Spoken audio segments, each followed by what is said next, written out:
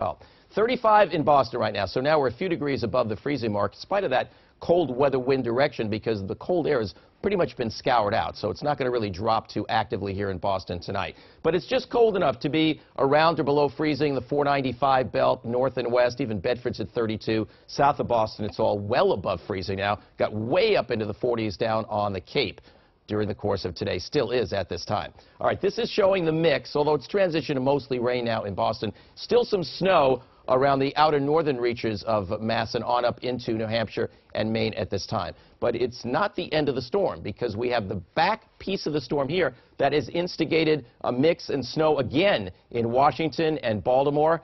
And so that second piece of energy right here, that has to be watched, because it depends on where it goes. It has the potential to also produce several inches of snow in a short period of time. But I think the thrust of its energy is actually going to be up toward the Berkshires, maybe central Mass, so I don't think we're going to be affected in Boston that much. But the farther north and west of Boston you are, better chance you're getting another shot later on tonight and very, very first thing tomorrow morning, probably pre-dawn.